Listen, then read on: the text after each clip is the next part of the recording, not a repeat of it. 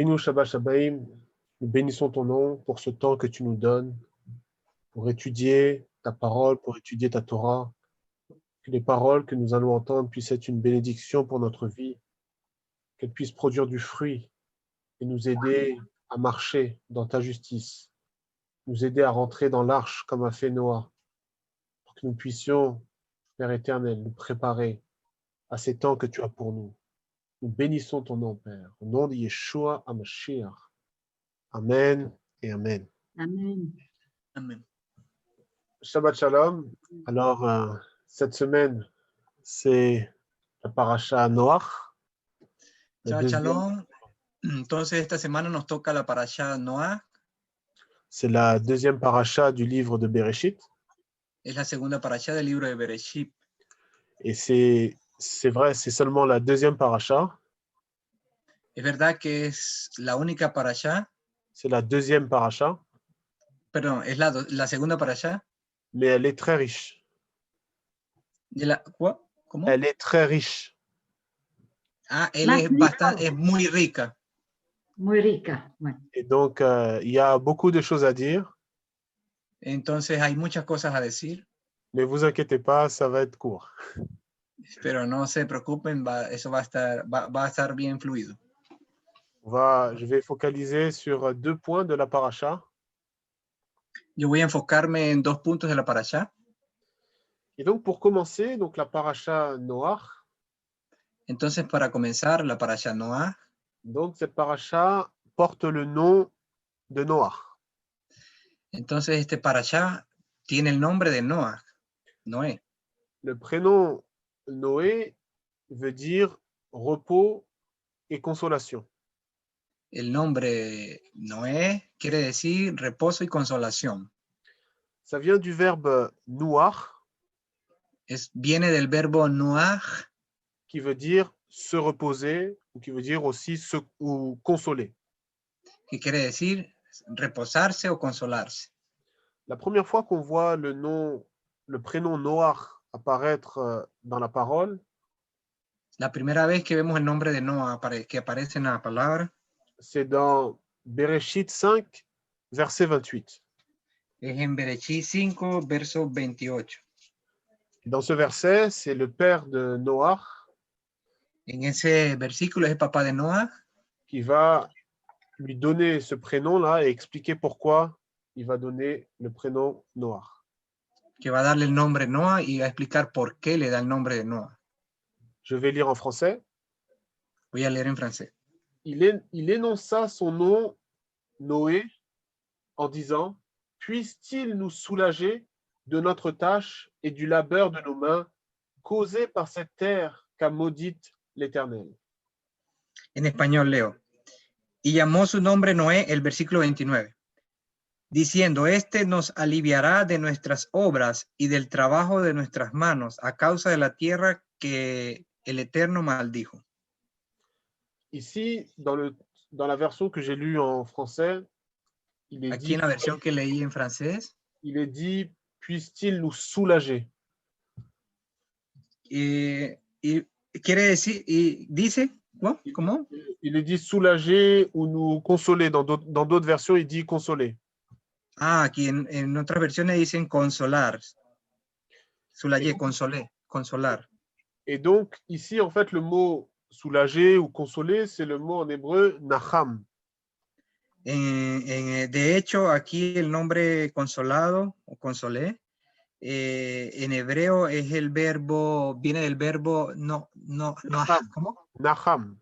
Naha. Et donc, nacham, c'est pareil. L'idée, c'est de se reposer, de consoler. Y naha, esta palabra quiere decirse reposarse, consolarse. Il y a ce verset qui est très connu dans Ésaïe 40, verset 1, qui dit « Nachamu, Nachamu ». Tenemos ese versículo muy conocido en Isaías, Isaí, que el 40, verset 1. 40, versículo 1, qui dit « Consoler, consoler ». Que dice « consolaos, consolaos ». Et en hébreu, c'est le même mot, donc c'est « Nachamu, Nachamu ». Y en hebreo es el mismo verbo, la misma palabra que dice Nahamu, Nahamu. Donc, on revoit ici donc, cette notion de consolation. Entonces vemos aquí esta noción de consolación. Donc, dans ces mots que j'ai donnés, donc on a vu Noach, on a vu la racine qui est noire, on a vu Naham. Entonces en este verbo que acabo de nombrar vemos la raíz del nombre Noah. Et donc, on voit qu'il y a un autre mot qui est lié aussi à Noach, También podemos ver otra palabra que es ligada a este nombre, Noah, c'est le mot Naha. que es el nombre Naha, la palabra Naha. Et en fait, ce verbe veut dire conduire ou diriger. De hecho, este verbo quiere decir conducir o dirigir. Et donc, comme je dis, la racine en fait commune de ces 4 mots que j'ai donnés, c'est le nun et le chet. La lettre nun et la lettre chet. Ajá. De hecho, ese nombre que le acabo de mencionar tiene la raíz de la letra, ¿qué Nun, letra? Nun nun et chet. y het. Chet. Et donc, qu'est-ce qu'on comprend au travers de tout ce que j'ai expliqué? Entonces, ¿qué es lo que vamos a ver a través de todo esto que acabo de explicar? Que la mission de Noach, de Noé, Que la misión de Noah, c'est de conduire, de diriger pour amener au repos. es de conducir, dirigir para llevarlos al reposo. Je reprends le verset que j'ai lu tout à l'heure dans Genèse 5, verset 28, où le père de Noé a dit « Puisse-t-il nous soulager de notre tâche et de notre labeur ?» Yo retomo el versículo que le acabé de hablar, donde dice que, diciendo, liberal no es, le verset 29, 28. 28. Vivió, no. Y llamó su nombre Noé diciendo, nos aliviará de nuestras obras y del trabajo de nuestras manos a causa de la tierra que Adonai maldijo. Et donc, pour entrer dans le repos, il faut, Entonces, para entrar en el reposo, il faut accepter d'être conduit, d'être dirigé. es necesario aceptar ser conducidos y ser dirigidos. Et ça nous fait penser à ce que le Mashiach a dit.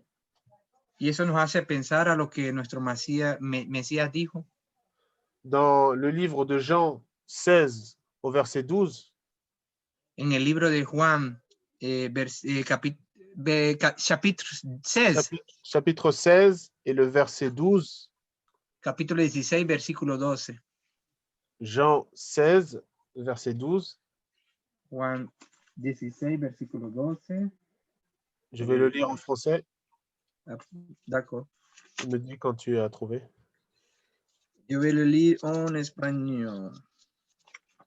Voilà. 16, oui. 16, verset 14. Verset 12. Ah, 12. D'accord. Vous pouvez le lire en français. Quand le consolateur sera venu, l'esprit de vérité, il vous conduira dans toute la vérité, car il ne parlera pas de lui-même, mais il dira tout ce qu'il aura entendu et il vous annoncera les choses à venir. Pero cuando venga el Espíritu de verdad, Él os guiará a toda la verdad, porque no hablará por su propia cuenta, sino que hablará todo lo que oyere y os hará saber las cosas que habrán de venir. Et donc, on voit ici que la Ruach HaKodesh, l'Esprit de Dieu, Entonces vemos aquí que la Rúa, el Espíritu de Dios, doit nous conduire pour qu'on puisse entrer dans le repos. Debe conducirnos para poder entrar en el reposo. Et donc, c'est ce qu'on peut voir au début, donc, au travers du nom de Noé. Entonces, esto que vimos al principio, a través del nombre de Noé, on peut voir donc que pour pouvoir entrer dans le repos, pour entrer dans le salut, il faut accepter d'être conduit et dirigé.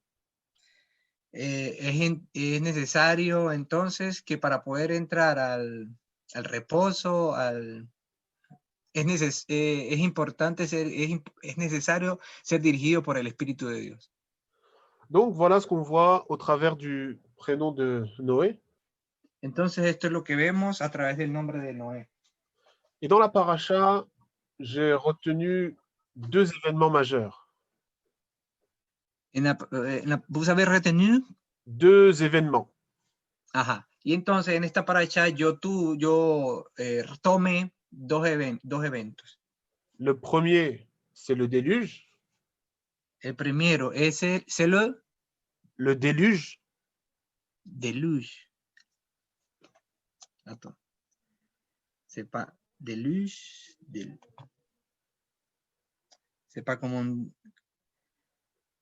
Diluvio, diluvio. Ah, diluvio. Pardon, donc el diluvio. le premier, c'est le déluge, où on voit la destruction des hommes au travers du jugement de Dieu. Ajá, aquí vemos la destrucción del hombre a través del juicio de Dios. Et le deuxième événement, c'est la tour de Babel, Y el segundo evento es la Torre de Babel, où on voit que la confusion est venue dans l'humanité au travers du jugement de Dieu. y vemos aquí que el juicio ha venido para la humanidad a través de, perdón, la confusión La vino, confusion, oui. la confusión vino, ¿verdad? Porque fue juicio de Dios para toda la humanidad. Voilà. Donc, le point commun entre ces deux événements, c'est le jugement de Dieu. Entonces, el punto en común que tenemos en estos eventos es el juicio de Dios. Donc, la paracha nous montre deux voies à prendre ou à choisir. Okay. Entonces, la paracha nos enseña dos vistas o dos puntos de vista a ver. D'un côté, la vie, De un lado, la vida, et de l'autre côté, la mort. y del otro lado, la muerte. Donc, on comprend que en tant qu'homme, en tant que créature, nous avons le choix entre la vie et la mort. Entonces, comprendemos que al igual... ¿Vos pouvez repetir? Repetez, s'il vous plaît. On comprend que donc nous devons choisir soit la vie, soit la mort. Ah, entonces, vemos acá que debemos escoger entre sea la vida o sea la muerte. Si on regarde le déluge, ce qui s'est passé, Si vemos el diluvio, eso que pasó, on voit que la terre entière était dans les ténèbres du péché ou dans les chaînes de l'iniquité. okay. Vemos que la tierra entera estaba en el pecado y en las tinieblas. Je vais reprendre la fin de la paracha Bereshit dans le chapitre Ajá, 6. entonces retomo algo de la última paracha, Bereshit. Le chapitre 6, verset 5. Capítulo 5, 6, verset 5. Où il dit « L'Éternel vit que la méchanceté des hommes était grande sur la terre et que toutes les pensées de leur cœur se portaient chaque jour uniquement vers le mal. » Y vio el Eterno que la maldad de los hombres era mucha en la tierra y que todo designio de los pensamientos del corazón de ellos era de continuo solamente el mal. Toutes les pensées du cœur des hommes étaient tournées vers le mal. Todo el pensamiento del corazón del hombre estaba alrededor, o sea, giraba en torno al mal. Les hommes marchaient vers le mal ou ils marchaient dans la chair. Los hombres o la humanidad marchaba o caminaba hacia el mal, hacia la carne. Et donc, on peut parler ici de ce qu'on appelle en hébreu le Yetzer Hara. Entonces podemos hablar aquí lo que se conoce en hebreo como Yetzer Hara. Le Yetzer Hara qui est appelé de différentes façons, soit comme la chair, le vieil homme. Y el Yetzer Hara que lo conocemos o lo llaman también como el viejo hombre, la carne. Ou Paul aussi l'appelle comme étant l'homme animal. Y también llamado como el hombre animal.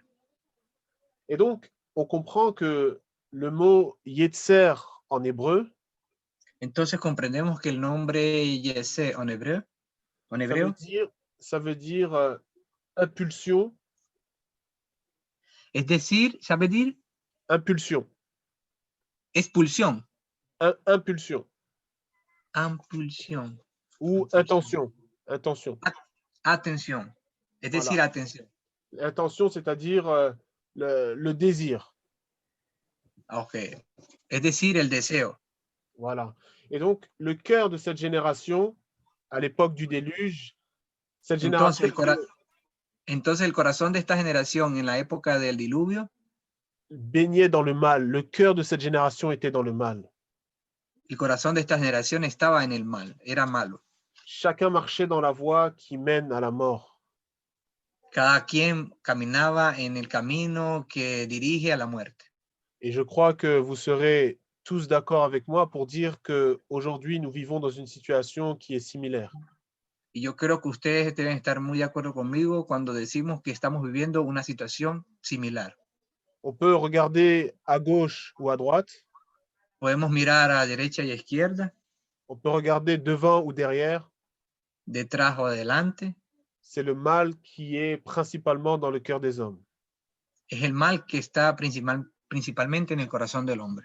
C'est le mal qui est à la source des actions des hommes. Es el mal que está es la fuente de las acciones del hombre. Peu sont ceux qui veulent marcher dans la justice. Pocos son los que marchan o caminan en la justicia. Et c'est exactement comme au temps de Noé. Es exactamente como en los tiempos de Noé. Noé, lui, n'avait pas choisi la voie qui mène à la mort. Noé, répétez s'il vous plaît.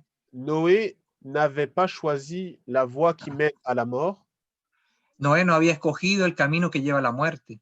mais il a choisi la voie qui mène à la vie. Él ha escogido el camino o la vía que lleva a la vida. Si on regarde au verset 7 et 8, Si miramos el versículo 7 y 8, toujours dans le chapitre 6, allí mismo en el capítulo 6, je vais lire en français. Et l'Éternel regretta d'avoir créé l'homme sur la terre, et il s'affligea en lui-même. Et l'Éternel dit, j'effacerai l'homme que j'ai créé de dessus la face de la terre, depuis l'homme jusqu'à la brute, jusqu'à l'insecte, jusqu'à l'oiseau du ciel, car je regrette de les avoir faits. Mais Noé trouva grâce aux yeux de l'Éternel. versículo 7. Y dijo el Eterno, raeré de sobre la faz de la tierra a los hombres que he creado, desde el hombre hasta la bestia, y hasta el reptil, y las aves del cielo, pues me arrepiento de haberlos hecho. Pero Noé halló gracia ante los ojos del Eterno. Ici, dans le verset, en français, il est utilisé le mot mais, en espagnol, c'est pero. Aquí en francés, ¿sabe? C'est le mot mais, Es la palabra me. mais oui. Uy, me. Et Ah, ce es la mot- palabra pero, perdón, Voilà. pero. Et en fait, ce mot-là nous montre qu'il y avait bien une différence entre les hommes et Noé. Entonces, este nombre nos hace, remarca bien la diferencia entre los hombres y Noé, el pero. C'est-à-dire que lorsqu'Adonai regardait sur la terre, la vie de Noé était différente. Entonces, es decir que si el, Quand le, si Edon- quand le Seigneur regardait sur la terre, ajá, cuando el Señor miraba sobre la tierra, il pouvait voir que la vie de Noé était, ajá, él podía ver que la vida de Noé était différente des autres. era diferente a la de los otros. Ce n'était pas la même vie. No era la misma vida. Pues. Le fruit de la vie de Noé était différent. Los frutos de la vida de Noé eran diferentes. Car dans sa vie, il y avait la justice, Porque en su vida estaba la justicia, il y avait l'obéissance había la obediencia et il y avait la foi. y la fe. Alors on peut se poser deux questions. Entonces nos podemos hacer dos preguntas. On peut se demander, mais comment Hachem me voit-il aujourd'hui? ¿Cómo Hachem me voit aujourd'hui. el Eterno nos ve hoy en día? Que voit-il dans ma vie? ¿Qué ve Él en mi vida? Est-ce qu'il voit la justice? ¿Es que Él ve la justicia? Est-ce qu'il voit sa parole dans ma vie? ¿Es que Él ve su palabra en mi vida? Ou est-ce qu'il voit la corruption dans ma vie? ¿Dónde es que Él ve la corrupción en mi vida? Ou est-ce qu'il voit l'hypocrisie dans ma vie? ¿O es que Él ve la hipocresía en mi vida? Ou est-ce qu'il voit la haine dans ma vie? ¿O es que Él ve la La haine, oui. El odio. El odio, sí, el odio en nuestra vida. Odio, odio. Sí, bueno. Sí. Nous devons nous poser cette question-là. Debemos hacernos esas preguntas. Parce que dans cette paracha, en tout cas dans le chapitre 6, comme on a lu, on voit, Porque en esta parasha, en este capítulo 6 que acabamos de leer, on voit que le verbe voir est utilisé plusieurs fois. vemos que el verbo ver es utilizado varias veces. Il est utilisé 4 fois. Es utilizado 4 veces. Soit le verbe voir ou la vue. Le verbe voir ou les yeux. La vista, la vista. Ah, ok, el verbo ver, la vista. Oui, c'est ça. Et donc, on comprend que c'est important de marcher dans les voies de Dieu parce que les yeux de l'Éternel parcourent toute la terre. Entonces, por eso es que vemos que es importante caminar en la vista de Dios, porque la vista de Dios está sobre toda la tierra. C'est ce que nous enseigne la vie de Noé. Eso es lo que nos enseña la vida de Noé. Parce que Noé était un juste. Porque Noé era un justo. Le verset 9, el versículo 9, nous dit que Noé était un homme juste et intègre. Nos dice que Noé era un hombre justo y íntegro. Noé était un homme juste et intègre dans son temps. En ese tiempo era un hombre justo e íntegro. Noé marchait avec Dieu. Noé caminaba con Dios. Il était un vrai témoin pour sa famille. Él era un verdadero testigo para su familia. Il était comme une Torah vivante. Él era como una Torah viviente. Il était comme une parole vivante. Como una palabra viviente. C'est pourquoi il est appelé juste. Es por eso que lo llamó justo. Il était vraiment la tête de sa famille. Él era verdaderamente la cabeza de su familia. Car on voit que l'ensemble de ses fils étaient avec lui. Tous ses fils, toute sa famille était avec lui. Toda su familia, vemos como toda su familia estaba con él. Il n'était pas tout seul dans l'arche. Él no estaba solo en el arca. Il était avec toute sa famille. Él estaba con toda su familia. Donc Noé, en tant que juste, en tant que tzaddik, entonces vemos que no era un hombre justo, por el contrario, sadik. Il a pratiqué les commandements de Dieu. O sea, él era un hombre justo, sadik, porque él ha practicado los mandamientos de Dios. Et donc, il a pu emmener toute sa famille dans la sanctification. Entonces, él pudo poner a su familia en su santificación. C'est-à-dire se séparer pour un but. Es decir, se separaron por un objetivo. Un but qui conduit à la vie. Un objetivo que conducía a la vida. Donc, cette vie de séparation qu'a pratiqué Noé, entonces, esta vida de separación que ha practicado Noé, lui a permis de travailler. Le ha permitido de trabajar. C'est-à-dire bâtir l'arche. Es decir, construir el arca. Qu'est-ce qu'on peut voir au travers de ça? ¿Cómo? Que pouvons-nous voir au travers de ce travail qu'a fait Noé? Podemos ver nosotros a través de ese trabajo que ha hecho Noé. La avodat Hashem. ¿Cuál? Pardon. La avodat Hashem. La avodat Hashem. L'adoration, le service pour Dieu. L'adoration, el servicio para Dios. Qui consiste non pas en paroles seulement, que no consiste solamente en palabras, mais véritablement dans le travail. Verdaderamente en el trabajo. C'est-à-dire dans la pratique de la parole. Es decir, en la práctica de la palabra. Et donc, on comprend donc non seulement la vie de Noé nous parle beaucoup dans cette paracha. Entonces comprendemos no solamente que la vida de Noé nos habla en esta paracha. Mais il y a un autre symbole aussi qui est important dans le déluge. Pero hay otro símbolo también que es importante en esta paracha. Est-ce que quelqu'un a une idée de l'autre symbole fort qui est dans cette paracha?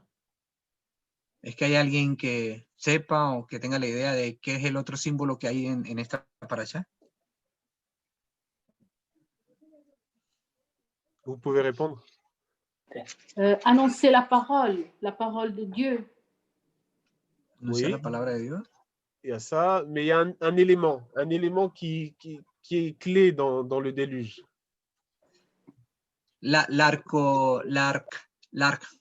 ¿Cómo es? L'arc-iris. Arc-en-ciel. Ouais, c'est ça. Il y a Arc-en-ciel. L'alliance. L'alliance, oui. Oui. Et l'arche était sur quoi? Sur quoi était l'arche? La sanctification. C'est la mer. Voilà, la mer, l'eau. Ça représente Yeshua aussi, L'eau. l'arche. L'arche reposait sur l'eau. Donc, l'eau est un symbole important aussi dans cette paracha. L'eau de vie. c'est Entonces, el Yeshua. otro símbolo importante en esta parasha es el agua. Toutes Le vos baptême. toutes vos réponses sont très bonnes. C'est le baptême, non? C'est comme William, c'est comme l'esprit planer sur la surface des eaux. Et aussi, il y a l'élément où Yeshua marche sur l'eau. Hein? Et là, il y a justement une parallèle de ce que tu dis. Mais c'est le baptême Exactement. aussi. Lorenzo a été plus vite que moi. Donc c'est exactement ce que j'allais dire. Donc, c'est l'eau, et le deuxième est un symbole qui est important dans cette paracha. El segundo elemento que es importante en esta parasha es el agua. Et donc, je vais prendre le passage qui est dans la paracha. Entonces voy a tomar el pasaje que está en la parasha. Alors, je cherche juste le verset. Alors, c'est là où il est question de l'eau. C'est dans le chapitre 7. Ajá, es la pregunta acerca del agua en el capítulo 7. On va lire d'abord le Verset. verset 1. Verset 1. Oui. Est-ce que tu peux le lire en espagnol? Sí, en versículo, comenzamos primero con el versículo 1. Dijo luego el Eterno a Noé, entra tú y toda tu casa al arca, porque a ti he visto justo delante de mí en esta generación. Et donc, ici, je vais lire en français. L'Éternel dit à Noé, entre dans l'arche, toi et toute ta maison, car je t'ai vu juste devant moi parmi cette génération. Ujú. Et donc, qu'est-ce que l'on voit ici? ¿Qué es lo que vemos acá? Que la justice est très importante pour entrer dans l'arche. Que la justicia es muy importante para poder entrar al arca. Et donc, le symbole, c'est l'eau, comme j'ai dit tout à l'heure. Entonces, el otro símbolo es el agua, como dije hace ratico. On va lire à partir du verset 12. Vamos a leer a partir del verso 12. Ah, pardon, versets 17 et 18, excusez-moi. Versets 17 et 18. El versículo 17 y el 18, perdón. Est-ce que quelqu'un peut le lire en français, s'il vous plaît? ¿Alguien puede leerlo en francés, por favor? 17 et 18. Le Oui, début s'il vous plaît. terre. Pendant 40 jours, les eaux montèrent et soulevèrent l'arche et elles furent élevées au-dessus de la terre. Les eaux inondèrent la terre et grossissèrent jusqu'à ce que l'arche flotte à la surface des eaux. Et en espagnol, s'il vous plaît. En español. Y los que vinieron, macho y hembra, no, verset 16. 17 et 18. Ah, 17. Y fue el diluvio 40 días sobre la tierra, y las aguas crecieron y alzaron el arca, y se elevó sobre la tierra. Y subieron las aguas y crecieron en gran manera sobre la tierra, y flotaba el arca sobre la superficie del agua, de las aguas. Donc ici, on voit que l'eau était répandue sur la surface de la terre. Entonces aquí vemos que el agua fue suspendida sobre la faz de la tierra. Toute la terre était recouverte d'eau. Toda la tierra estaba recubierta de agua. Et le verset 17 nous dit que le déluge fut pendant 40 jours. Y el versículo 17 nos dice que el diluvio fue por 40 días. Et le chiffre 40 est un chiffre très important dans la Bible. Y la cifra 40 es una cifra muy importante en la Biblia. C'est un chiffre qui nous parle de transition. Es una cifra, un número que nos habla de transición. C'est un chiffre qui nous parle de passage. Es una cifra que nos habla de pasar. Par exemple, Israël était dans le désert pendant 40 ans. Por ejemplo, Israel estuvo en el desierto durante 40 años. Le désert nous parle de ce passage, de cette transition entre l'Égypte et la terre promise. Y el desierto en el desierto nos habla de... répétez s'il vous plaît, je pas compris l'idée. Nous parle en fait Le désert nous parle. quand Israël était en Égypte pour aller jusqu'en terre promise. Ah, ok. En el desierto también nos habla de cuando Israel estaba en Egipto y les toca, y el tiempo que le tocaba llegar al desierto. Donc, il y a cette notion de passage, de transition. Entonces hay muchos pasajes de transición. Et donc, ça nous fait penser, effectivement, comme l'a dit Bernard tout à l'heure, ça nous fait penser au baptême, comme aussi plusieurs personnes ont dit. Y esto nos hace pensar, como nos dijo el hermano Bernard, de Batem. Le baptême, oui. Batem. Attends. Battesimo. Battesimo, Tevila. Tevila. La Tevila. Ah, el bautismo, Batem. Oui, le baptême. Parce que le baptême représente, d'une certaine façon, un passage. Porque el bautismo representa de alguna manera un paso, pues. Un passage ou une transition. Un pasaje o una transición. Par exemple, quand Israël était, avant de traverser la mer Rouge, Israël était, on va dire, en Égypte. Por ejemplo, cuando Israel estaba en Egipto, cuando estaba a punto de atravesar el Mar Rojo. Une fois qu'ils ont traversé la mer Rouge, fue necesario que ellos atravesaran el Mar Rojo. Ils n'étaient plus en Égypte, ils étaient dans le désert. En Égypte? Ils ont quitté l'Égypte, ils sont passés dans le baptême et ils sont arrivés dans le désert. Entonces ellos fueron, salieron de Egipto, pasaron por el bautismo, o sea, pasaron por el mar y arribaron al desierto. Et donc, on voit non seulement que le déluge a duré 40 jours, mais l'arche était à la surface des eaux. Entonces, au verset 18. Así, bueno, entonces en el verso vemos que el mar que dice, y subieron las aguas y crecieron y en gran manera sobre la tierra y flotaba el arca sobre la superficie de las aguas. Donc l'arche était au-dessus des eaux. Entonces el arca estaba por encima del mar, del agua. Donc on voit que l'eau non seulement représente le passage. Entonces vemos que el agua no solamente representa la transición, el pasaje. Mais dans ce cas-là, on peut aussi parler de séparation. Entonces también nos habla de separación.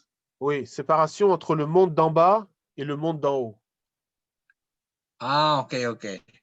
Ah, ya. Entonces no, es cuando lo que anteriormente quería decir es que vemos la separación del cielo y el mar. Entonces no solamente vemos la separación del mundo espiritual o espiritual y el mundo terrenal. Exactement. Donc on peut voir le monde d'en bas, ça représente le monde où il y avait le péché. Entonces vemos que el mundo abajo que representa el pecado. Et le monde d'en haut. Y el mundo arriba, ¿qué significa? ¿Qué representa? C'est le monde de la dimension de l'esprit. Es el mundo de la dimensión del espíritu. Ou le monde spirituel d'une certaine façon. O el mundo espiritual de alguna manera. Et c'est pourquoi tout à l'heure j'ai dit que le baptême était comme un passage ou une transition. Es por eso que yo dije que el bautismo era como un pasaje de transición. Parce que lorsque nous sommes baptisés en Mashiach, porque al momento que somos bautizados en el Mesías, nous passons de la mort à la vie. Nosotros pasamos de la muerte a la vida. Nous passons de la mort au salut. Pasamos de la muerte a la salvación. Nous passons d'un monde où il y a le péché à une vie de péché, à une vie où nous marchons après Mashiach. Pasamos del deseo de la carne al deseo del Mesías.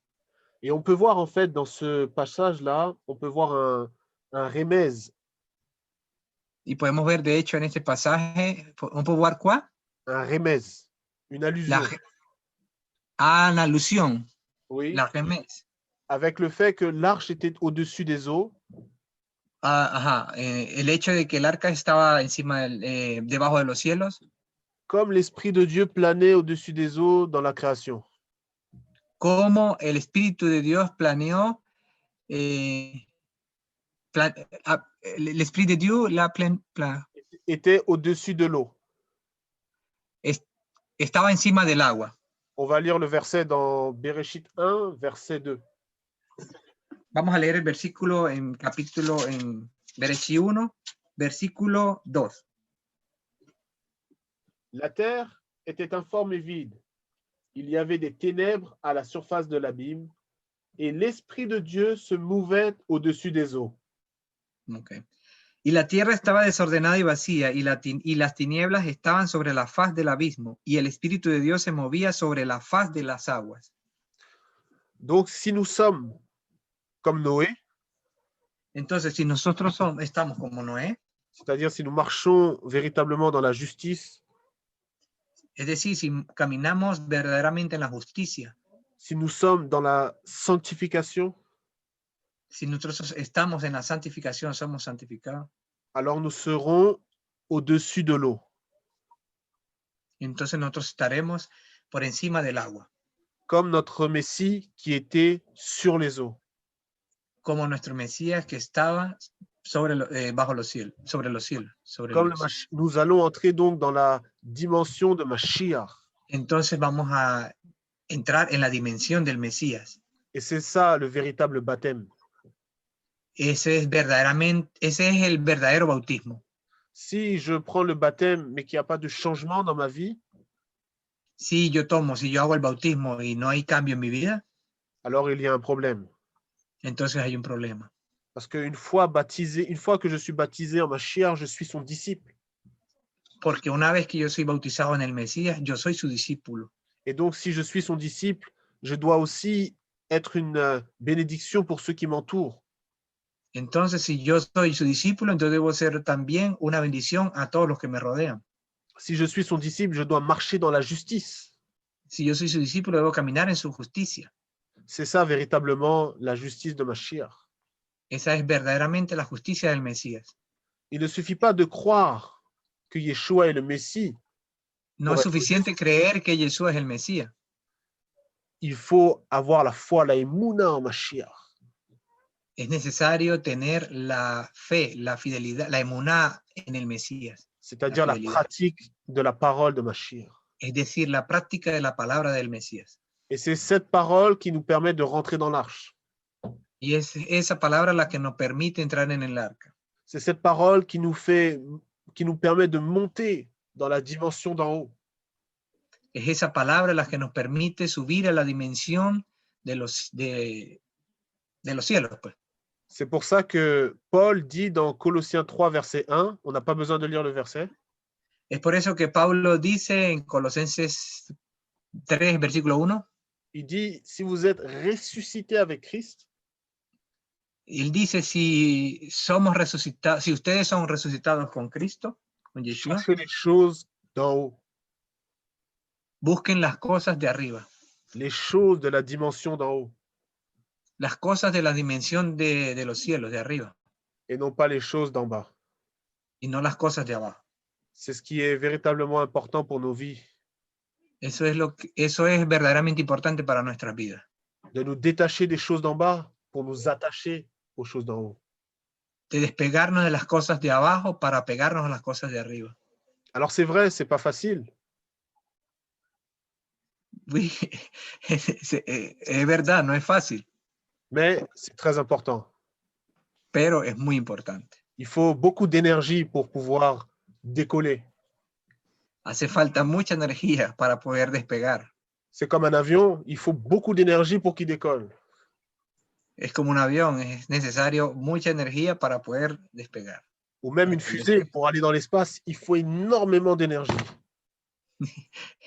Para poder ir al espacio también es necesario mucha energía. Alors nous aussi, il nous faut beaucoup d'énergie. Entonces nosotros también necesitamos mucha energía. Alors quelle est cette énergie? Entonces, ¿cuál es esa energía?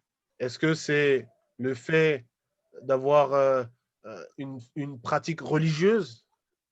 Entonces, ¿qué es el hecho de tener una práctica religiosa? Est-ce que c'est parce que je vais lire ma Bible tous les jours? Es porque pasa porque yo leo mi Biblia todos los días. Est-ce que c'est parce qu'à chaque Shabbat, je vais lire la paracha? Es porque cada Shabbat yo leo la parasha.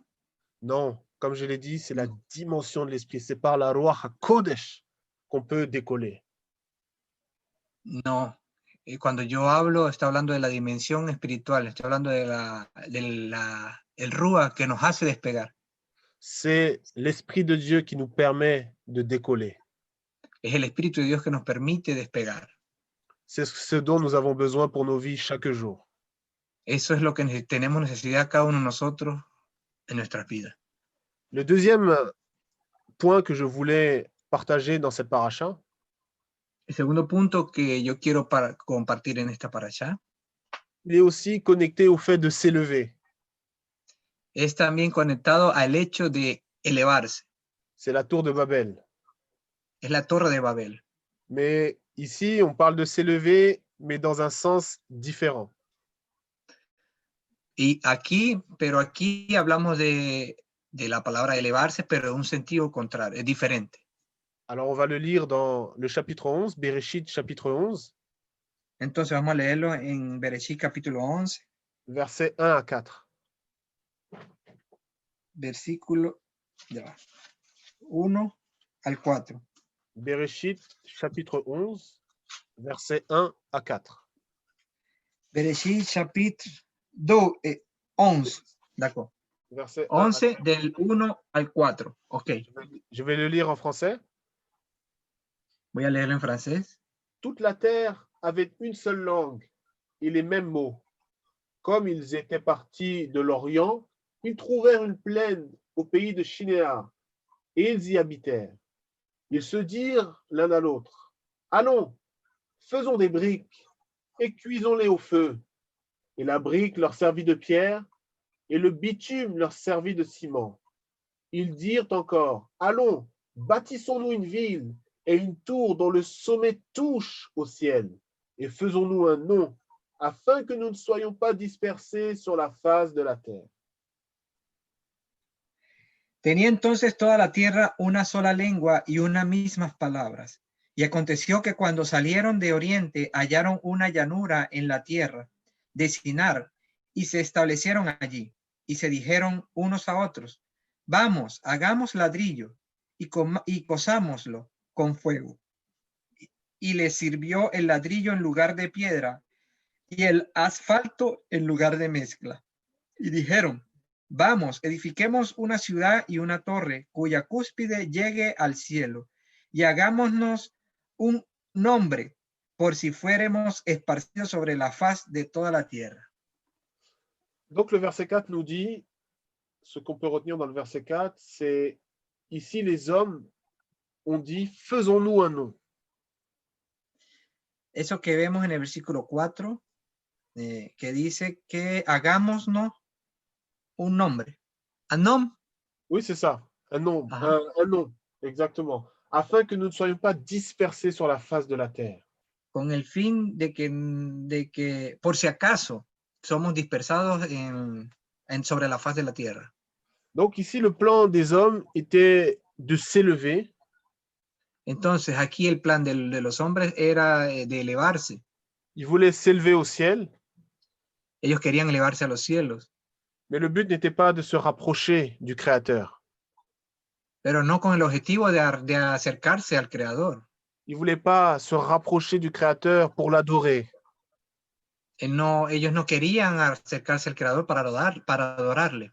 Ils ne voulaient pas s'élever pour reconnaître la bonté du Créateur. Ellos no querían elevarse para reconocer la majestad o la majestad del Creador. Mais comme il est dit, ils ont dit: faisons-nous un nom. No, pero ellos dijeron: hagámonos a nosotros. Ils n'ont pas dit: élevons le nom de Dieu. Ellos no dijeron, elevemos el nombre de Dios. Ils ont dit, faisons-nous un nom. Ellos dijeron, hagamos a nosotros, hagámonos para nosotros. Et véritablement, encore une fois, comme pour l'exemple du déluge, on voit aussi que la tour de Babel est une situation que l'on voit encore aujourd'hui. Entonces, verdaderamente vemos así como en el arca, como el arca de Noé, hoy en día una situación muy parecida. Aujourd'hui, les hommes ont cet orgueil. Ils veulent se faire un nom. Hoy en día vemos al hombre con su orgullo. Ellos quieren hacerse solo para ellos. Et malheureusement, on doit aussi le reconnaître. Lamentablemente debemos reconocerlo. Que parfois aussi dans nos vies, nous avons fait des choses pour nous faire un nom. Que algunas veces en nuestras vidas hacemos las cosas para nosotros mismos. Et lorsque nous marchons dans une telle attitude, Entonces, cuando caminamos en esa actitud, lorsque notre cœur est rempli aussi de ce désir de s'élever, ya que nuestro corazón está lleno de nuestros deseos, nuestra carne, il va se passer quelque chose. algo va a pasar. Dans le livre des Proverbes, il est dit que l'orgueil précède la chute. En el libro de Proverbios dice que el orgullo precede a la caída. Non seulement il y aura la chute, mais il y aura aussi la confusion. No solamente habrá la caída, sino que habrá la confusión. Ici, dans la paracha, on voit que la confusion, c'est-à-dire Bavel, Aquí en la paracha vemos que la confusión, es decir, Babel, c'est le résultat donc de la rébellion. es el resultado entonces de la rebelión. C'est le résultat de la désobéissance. Es el resultado de la desobediencia. Et c'est ce qui nous empêche d'avancer aussi dans nos vies spirituelles. Eso es lo que nos detiene de avanzar en nuestra vida espiritual. Mais par la puissance du Saint-Esprit, Pero en la presencia de su Santo Espíritu, nous pouvons apprendre à crucifier la chair. podemos aprender a crucificar nuestra carne. Que signifie crucifier la chair? ¿Qué significa crucificar la carne? C'est cette puissance qui nous permet de monter dans les voies de Dieu. Ese es el poder que nos permite subir, monté Oui, c'est ça, a quoi? dans les voies de Dieu. En la vista de Dios. Comme cette fusée qui va dans l'espace. Como Comme la fusée qui va dans l'espace. Como la fusée, Ou l'avion qui décolle. la nave que va al espacio, ¿cómo se llama? No me acuerdo el nombre. Oui, la compré. Donc, c'est ce dont nous avons besoin pour nos vies. Entonces, eso es lo que tenemos necesidad,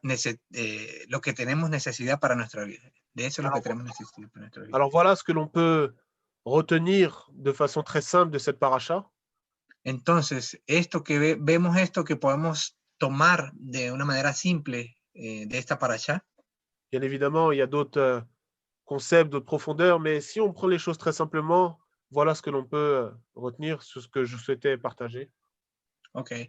Evidentemente hay muchas cosas más profundas, pero estas cosas simples que acabo de compartir.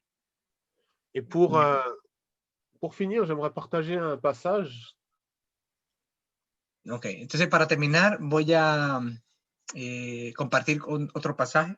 Et peut-être qu'on pourra discuter de ce passage-là. Puede ser que podamos hablar un poco acerca de ese pasaje. Alors, ça se trouve dans 2 Pierre 3. Eso se encuentra en 2 Pierre, chapitre 3. Segunda de Pedro, capítulo 3. À partir du verset 13. Segunda de Pedro 3, a partir del verso 13. On va plutôt prendre le verset 11. Ça va bien résumer. 3:11. Segunda de Pedro 3:11. Voilà. Je vais lire jusqu'au verset 17. Voy a leer hasta el versículo 17. Puisque donc toutes ces choses doivent se dissoudre, Quelle ne doivent pas être la sainteté de votre conduite et votre piété, tandis que vous attendez et hâtez l'avènement du jour de Dieu, à cause duquel les cieux enflammés se dissoudront et les éléments embrasés se fondront. Mais nous attendons, selon sa promesse, de nouveaux cieux et une nouvelle terre où la justice habitera. C'est pourquoi, bien-aimés, en attendant ces choses, appliquez-vous à être trouvés par lui sans tache et irrépréhensibles dans la paix. Croyez que la patience de notre Seigneur est votre salut, comme notre bien-aimé frère Paul vous l'a aussi écrit selon la sagesse qui lui a été donnée. C'est ce qu'il fait dans toutes les lettres, où il parle de ces choses dans lesquelles il y a des points difficiles à comprendre, dont les personnes ignorantes et mal affermies tordent le sens, comme celui des autres Écritures, pour leur propre ruine. Vous donc, bien-aimés, qui êtes avertis, mettez-vous sur vos gardes, de peur qu'entraînés par l'égarement des impies, vous ne veniez à déchoir de votre propre fermeté. Puesto que todas las cosas han de ser hechas, ¿cómo no habéis vosotros andar en santa y piadosa manera de vivir, esperando y apresurándoos para la venida del día de Dios, en el cual los cielos encendiéndose serán deshechos y los elementos siendo quemados se fundirán? Pero nosotros esperamos, según sus promesas, cielos nuevos y tierra nueva, en los cuales mora la justicia. Por lo cual, oh amados, estando en espera de estas cosas, procurad con diligencia ser hallados por él sin mancha e irreprensibles en paz. Y tened entendido que la paciencia de nuestro Señor es para salvación, como también nuestro amado hermano Pablo, según la sabiduría que le ha sido dada, y os ha escrito casi en todas sus epístolas, hablando en ellas de estas cosas, entre las cuales hay algunas difíciles de entender, las cuales los indoctos inconstantes tuercen, como también las otras escrituras para su propia perdición. Así que vosotros, oh amados, sabiéndolo de antemano, guardaos, no sea que arrastrados por el error de los inicuos, caigáis de vuestra firmeza. Et donc, pour conclure, on voit que nous devons rester, demeurer dans la sainteté. Entonces, para concluir, vemos que debemos estar demeurer, rester. Debemos estar apegados o permanecer en la santidad de nuestro Dios. Dans la sainteté, dans la piété. En la santidad, en la piedad. Afin de ne pas tomber de notre fermeté. A fin de no caer de nuestra firmeza. Et comme il est dit dans le passage qu'on vient de lire, y como él bien lo dijo en el pasaje que acabamos de leer, au verset 12, en el versículo 12, tandis que vous attendez et hâtez l'avènement du jour de Dieu. Esperando y apresurándonos para la venida del día de Dios. Nous devons pratiquer véritablement la parole de notre Seigneur. Nosotros debemos verdaderamente practicar la palabra de nuestro Señor. Afin de hâter l'avènement du jour de Dieu. Con el fin de esperar la venida de nuestro Dios. Alors que le Dieu d'Abraham, d'Isaac, de Jacob, entonces que el Dios de Abraham, Isaac y Jacob nous accorde toute sa bonté, nos dé de su bondad, qui nous accorde la force dans l'homme intérieur, que nos dé la fuerza en lo material, qui nous accorde sa shrina, sa présence, que nos dé su presencia, su Shejina, pour rester dans sa parole, para permanecer en su palabra, et être de ceux qui seront trouvés dans l'arche. Y estar sobre los cielos donde se encuentra el arca. Shabbat Shalom. Shabbat Shalom. Wow, merci. Quelle bénédiction pour nous tous aujourd'hui. Gracias, muchas gracias. Qué bendición para todos nosotros hoy día. Alors, Ruben a su bien traduire. C'est bien. Magnifique. Non, c'est bien. Merci, William. Merci vraiment. Merci, William. Tu nous as grandement bénis. On n'a rien à rajouter. On peut juste parler et redire ce que tu as dit dans les bénédictions. Gracias, William. No tenemos nada que acotar, simplemente repetir eso que tú acabas de decir. Ouais. Ça m'a beaucoup touché quand tu as dit qu'il faut vraiment vivre dans la sanctification. Eso verdaderamente tocó mi corazón cuando tú dijiste que debemos vivir en la santificación. Alors, j'ai été beaucoup touché quand tu as parlé du baptême.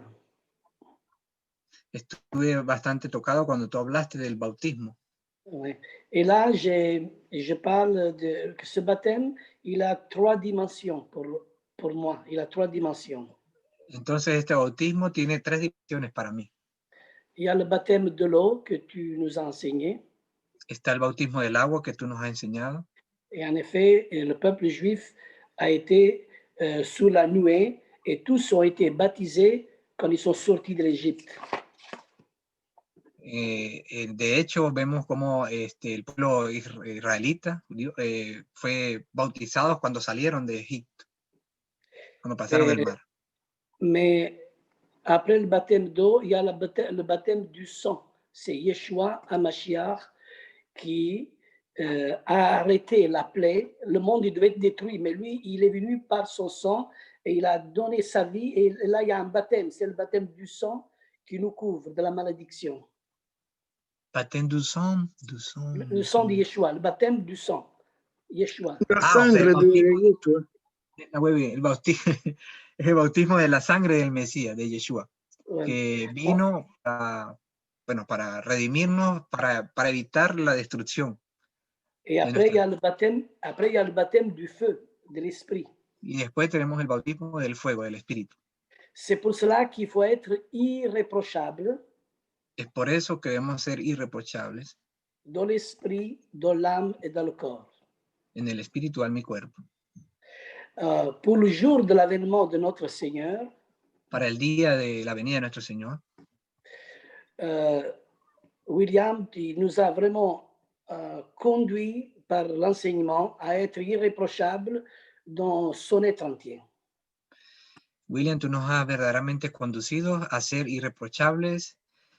La dernière partie Dans tout l'être entier, il faut être pur, il faut être irréprochable. Irreprochable, o sea, es necesario ser puros. Voilà. Il y a un passage dans l'évangile de l'Apocalypse au chapitre 3, verset 10 qui dit, Hay un pasaje en Apocalipsis 3:10 que dice, je le dis souvent ce passage. yo lo digo muchas veces, ese pasaje. Ce passage, il dit, car tu as gardé ma Torah, ma parole. Ese pasaje dice, como tú has guardado mi palabra, je te garderai de l'heure de la tentation qui va s'abattre dans ce monde. okay, yo te guardaré de la hora de la tentación que va a venir. Or, quand il dit la tentation qui va s'abattre, c'est comme le déluge de Noé qui va bientôt arriver. Cuando yo digo es la tentación que va a venir, es como el diluvio de Noé. Et c'est bien parce que après le déluge, il va y avoir la tour de Babel qui va être construite. Et ça, c'est ce qu'aujourd'hui nous voyons. Y muy bien porque la Torre de Babel fue después del diluvio y es lo que vemos hoy en día. L'ordre mondial va bientôt se manifester pour se donner lui-même un nom. Okay. El orden mundial está trabajando se está manifestando ahorita se manifeste pour se donner lui-même le nom. Para darse ellos mismos el nombre. C'est de tout ce qui va arriver, c'est pas pour louer Dieu, c'est pas pour glorifier Dieu.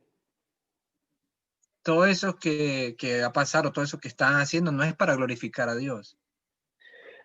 Alors, c'est pour ça qu'il faut être irréprochable, il faut bien faire son choix. Es por eso que debemos ser irreprochables. O sea, debemos ser... Amen. Il y a une autre petite suggestion que je voudrais bien partager avec William et tous. Otra pequeña sugestión o algo que quería compartir. Quand on parle de Noé, de Noah, lui, il est le 8e. Cuando hablamos de Noé, él es el octavo. Il est le 8e, et le 8e veut dire Shemini, c'est-à-dire c'est le dernier qui va fermer l'arche. Ok. Cuando él dice, cuando él es el octavo, o sea, quiere decir el Shemini, que es decir, que es el último, el que va a cerrar el arca, la puerta del arca. Et le 8e représente l'éternité. El octavo representa la eternidad. Alors, tous ceux qui gardent la Torah, tous ceux qui gardent la parole, Entonces, todos aquellos que guarden la Torah, que guardan su palabra, eux, ils rentrent dans l'arche. ellos entrarán en el arca. Et alors, si je parle, je vais être répétitif parce que tu nous as beaucoup bien parlé, William. Si yo hablo, voy a estar repetitivo porque tú realmente Mais nos has hablado muy bien. j'ai parfaitement saisi ton étude, c'est vrai.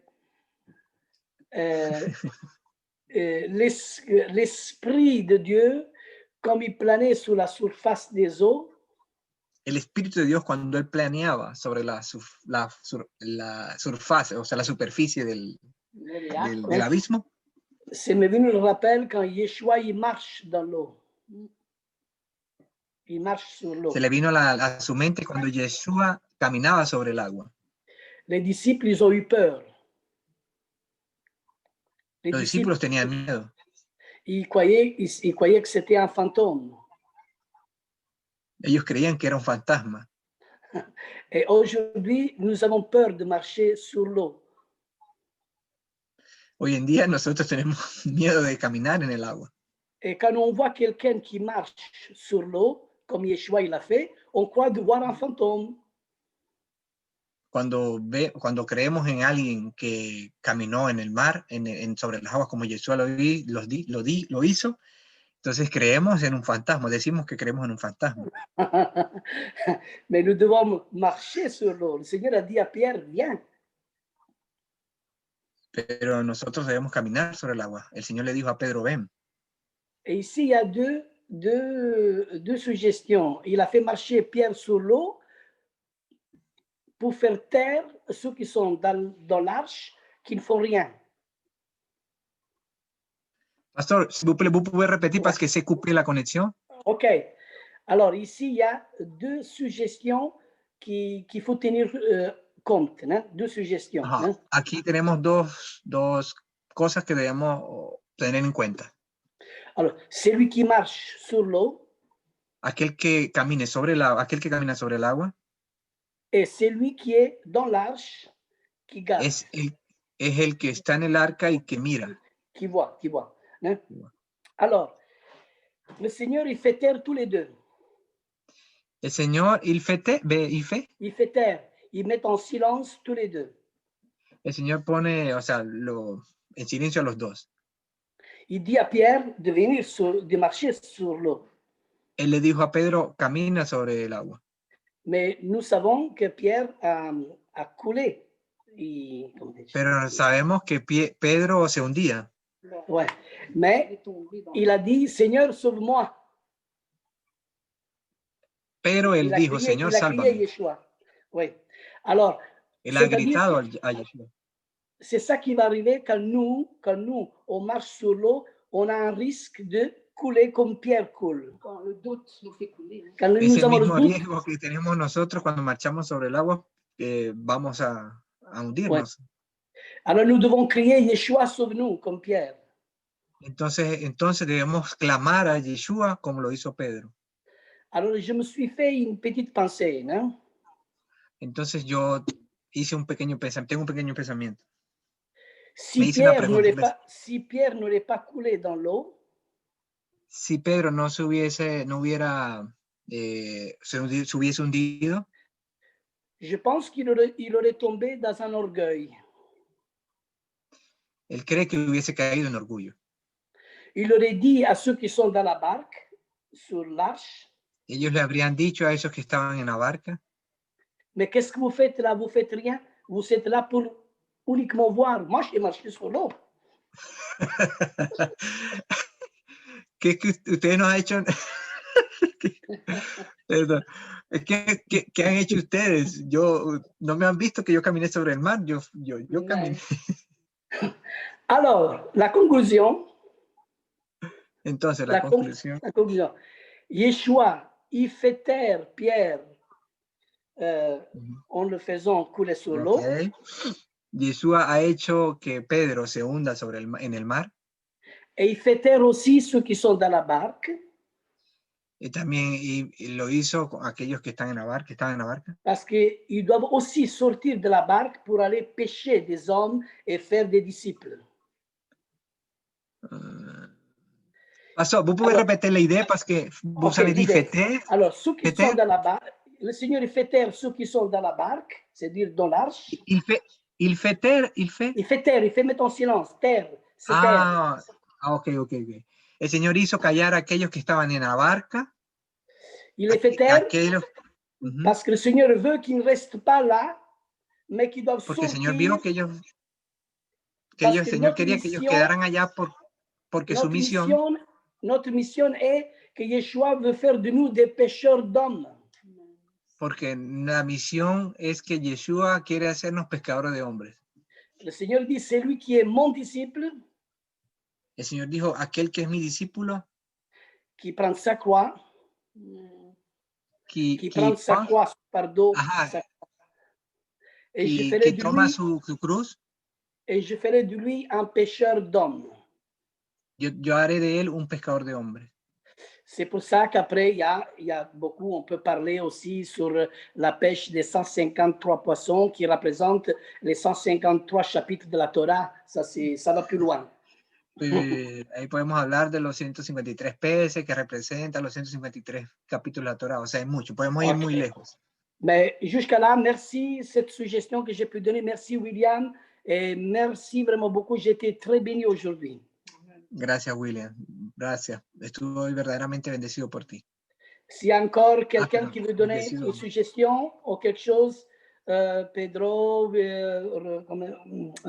Bernard aussi qui veut dire un petit mot, on vous écoute. O alguien que quiera dar algún pequeño comentario, agregar algo. Pedro, Bernard, no sé.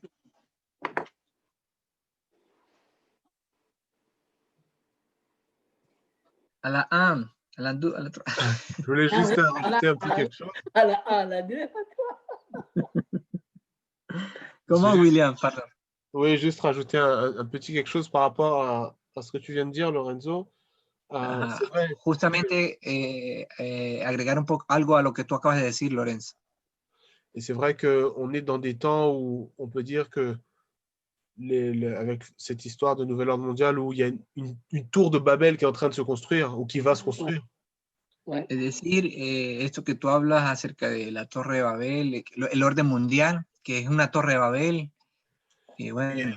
Et je crois réellement que là où on doit prendre garde, c'est de ne pas marcher dans les œuvres de Babylone, de Babel. Ouais. Yo creo que ellos lo que quieren es que marchemos hacia Babilonia, hacia la confusión. Parce que c'est vrai que quand on regarde, moi j'en ai pas parlé aujourd'hui, mais Babylone est la source ou la racine de l'idolâtrie. Amen.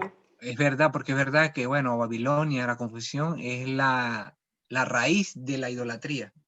J'ai parlé en fait tout à l'heure du service de l'adoration de Dieu, de la Avodat Hashem. Yo hablé justamente de la oración a Dios, la Abudat Hashem. La Abudat Hashem. Mais Babylone, c'est le siège de ce qu'on appelle en hébreu la Avodah Zara, l'idolâtrie. Y Hashem, Babilonia, es la Avodah Zara, l'idolâtrie. La idolatría. La Abudah Hara, la idolatría. Et donc, pour conclure, ce que l'on voit en fait dans toute la parole, que ce soit de Bereshit jusqu'à la fin. Entonces, para concluir esto que vemos en toda la palabra, desde Bereshit hasta Apocalipsis, hasta el final. C'est tous ceux qui ont marché pour Dieu. Todos aquellos que han marchado para Dios. Se sont toujours tenus dans la justice et dans la sainteté. Están todos sostenidos por la justicia y la santidad. Et un exemple que j'ai souhaité partager, c'est l'histoire de Hanouka. Y un ejemplo que quiero compartir es la historia de Hanukkah. Où on voit avec la famille Maccabée comment la famille Maccabée comment les Maccabées se sont tenus pour l'Éternel. Vemos cómo la familia de los macabeos fueron tenus pour la Torah, fueron sostenidos por la Torá, là où tout le peuple était tombé dans l'idolâtrie. donde todo el pueblo fue tumbado por la idolatría, fue caído por la idolatría. Ils étaient tombés dans le piège du roi Antiochus. Ellos cayeron a los pies de Antioquio. Et juste pour finir, le roi Antiochus, il avait un désir. Répétez, s'il vous plaît. Ce roi-là, il avait un désir. Ese rey tenía un deseo. C'était d'avoir un seul royaume avec une seule religion, avec une seule langue d'une certaine façon. Es de tener un solo reino, una sola religión, un solo trono. Un peu à l'image de ce qu'on a lu dans la tour de Babel, où Un les poco hommes... a la imagen de lo que vemos en la Torre de Babel. Donc voilà ce que je voulais juste rajouter. Amen. Entonces, esto es lo que quería Merci, justamente William. compartir. On pourra conclure, William, avec ce passage de 1 Jean, chapitre 3, verset 10. C'est de ce que tu as dit. C'est pas l'évangile, c'est l'épître. L'épître de Jean, chapitre 3, verset 10. Je peux lire en français? Oui, oui. Entonces, OK. Après, en espagnol. C'est par là que se font connaître les enfants de Dieu et les enfants du diable. Quiconque ne pratique pas la justice n'est pas de Dieu, non plus que celui qui n'aime pas son frère. C'est chapitre. Chapitre 3, verset 10. Okay. La primera epístola.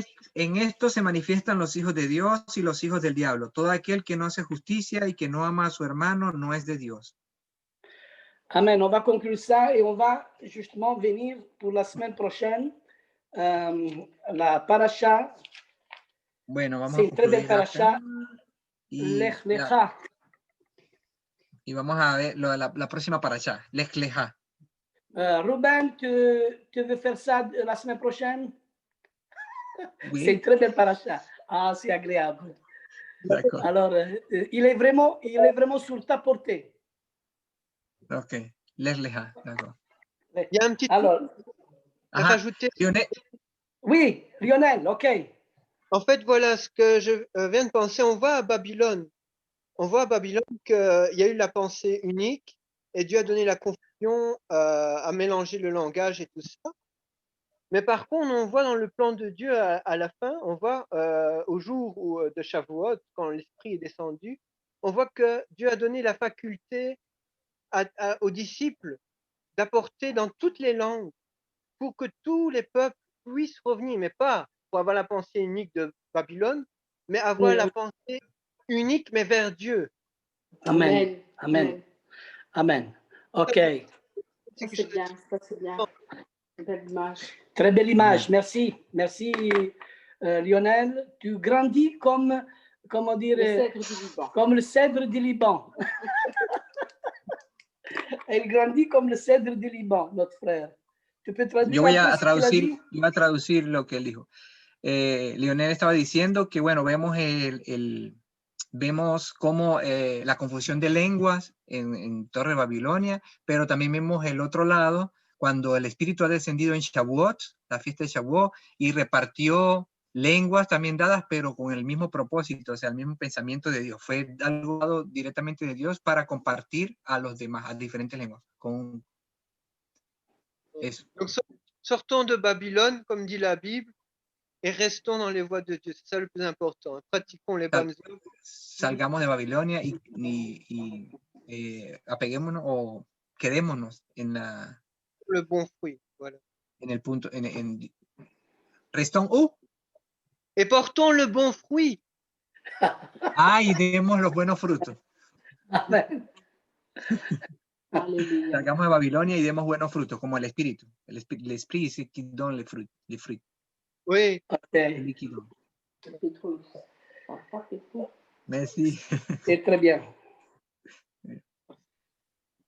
Okay. Alors, on pourra prendre note de la paracha suivante. Entonces vamos a tomar nota de la paracha siguiente. Alors, c'est Genèse chapitre 12, Génesis capítulo 12, du verset 1 del versículo 1 jusqu'au hasta 17, jusqu'au chapitre, après c'est chapitre 17, verset 27, jusqu'au chapitre 17, je pense. hasta el capítulo 17, versículo 17, C'est ça. Jusqu'au chapitre 17, verset 27, oui. 17, versículo 27.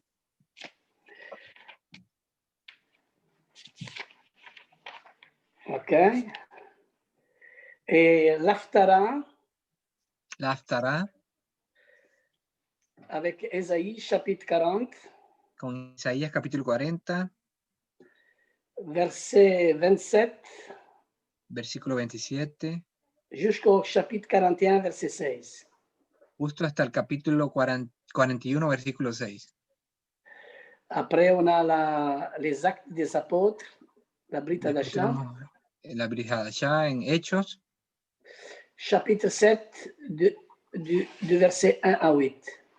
capítulo 7, versículo 5 al 8.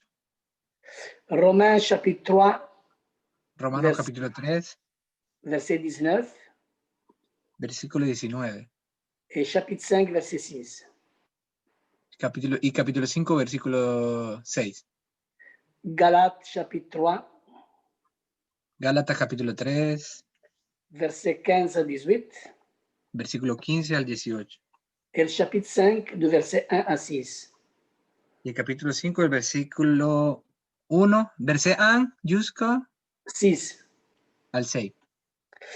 Colossiens, chapitre 2, Colosenses, capítulo 2, chapitre 2, verset 11 à 15. versículo 11 al 15.